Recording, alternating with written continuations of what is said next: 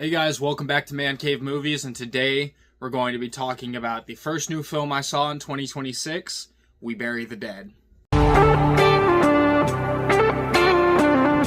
Now, while this film has been making the rounds at festivals ever since late 2024, I believe, it is just now getting its theatrical release in the United States. And the plot of this one's actually pretty cool. The United States accidentally detonates a bomb off the coast of Tasmania and kills a whole bunch of people. And essentially they're recruiting people to go in, look for bodies, and kind of clean up. And rumors start circulating that some of the people are getting up and walking around after they've been declared dead. And so if that sounds familiar, this is in fact a zombie movie.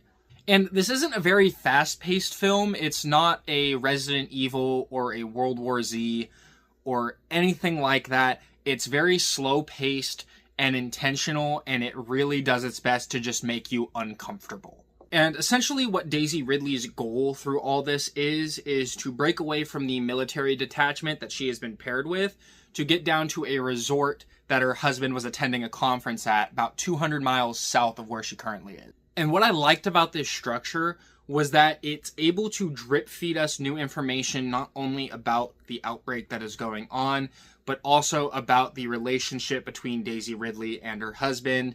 As it slowly introduces more information, you slowly start to question why she wants to get there so badly when she knows it's probably not going to be a result that she wants.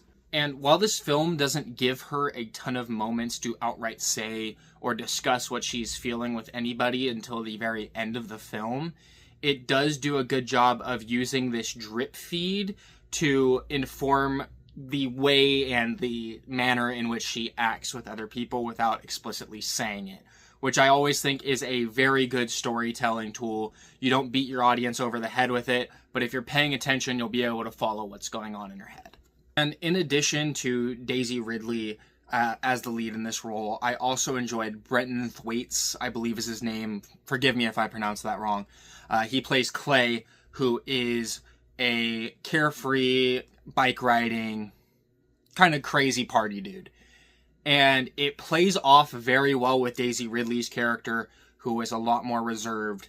And you come to find out that they're both dealing with their own personal demons, and they're just coping with it in different ways. And I thought that that was a very entertaining dynamic to watch play out on screen. Very well done by both actors. And what I believe is at the heart of the message of this film is the pain that can be left behind by conversations that are left unsaid. Things you never get the chance to say to a loved one for one reason or another, and how that can cause people to act maybe irrationally, or to lash out, or to just leave them behind with trauma because they have something in here that they were never able to share with people close to them. And I thought that that was a very cool concept to have in a zombie movie. You see stuff like trauma, grief, and all of that in modern horror, but you rarely see them dial in on a very specific facet of that, where this is grief and trauma caused by one very specific thing. And I thought that that was a very interesting way to take that. And now getting away from things like plot and the acting and things of that nature, I really enjoyed the take on the zombies in this film. Now, when I said that this outbreak was started by a bomb, I'm sure a lot of you thought that it was probably some sort of bioweapon. But the film states that it is a sort of EMP type device, and it's messing with the brainwaves of those who are affected.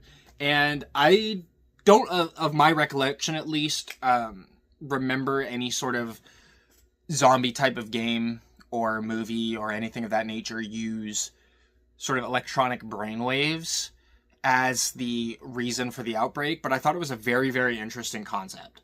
And for the most part, these aren't your fast-moving zombies. These aren't super aggressive zombies. They are actually fairly docile for the most part. You'll run into scenes where the zombie is literally just standing there, kind of staring off into the distance. It's almost as if they're kind of trapped in their own head somehow. And while the actual actions of the zombies, for the most part, aren't super terrifying, What is terrifying is, one, the visual and makeup effects they do on some of these zombies is absolutely incredible and very terrifying. There's one in particular that looks like they died while they were working on their car, and so they are covered in blood, motor oil, the eyes are bloodshot, and they're just staring ahead, almost Weapons-esque. And I thought that it was very, very striking visual to have in the film. The sound design also really helped sell the menace and the uncomfortability of these zombies. One thing in particular that they return to multiple times in the film, and something that made me squirm in my seat quite a bit, is these zombies grind their teeth a lot while they are standing still, and they really turn the audio up in that, where it sounds like these teeth are cracking and breaking and shattering with how hard it sounds like they are grinding their teeth. And I was squirming in my seat the entire time. So if nothing else, just that one little sound effect made me at least twice as uncomfortable as I would have been otherwise. And then sort of jumping off the visual audio aspect of the film, I really enjoyed the contrast of these wide landscape shots that we have in this film that show how beautiful Tasmania is, while then showing the fallout of this bombing and showing these dilapidated areas and these zombies kind of shambling around. And it almost reminds me of Dead Island, where you have the beauty contrasted with the man-made horrors that now walk among us. And I know it's not the most original thing in the world, but I always enjoy when that's an aspect of a film I'm watching. And while overall I was very pleasantly surprised with this film, there are a couple of things that I want to touch on that, while maybe aren't cons, are definitely things you should be aware of before seeing the film. And the first one of these things is, like I said earlier, it is not a very scary movie, and it is not a very action-packed movie. If you're walking into this looking for either of those things, you're probably not going to walk out with the highest opinion of the film. And it also is definitely a slow burn, so if those aren't movies you enjoy, I would steer clear. It doesn't get too slow for the most part, drags like a little bit here or there, but overall it keeps a good pace if you enjoy that type of movie and you're willing to sit through some of the slower moments to get to the payoff.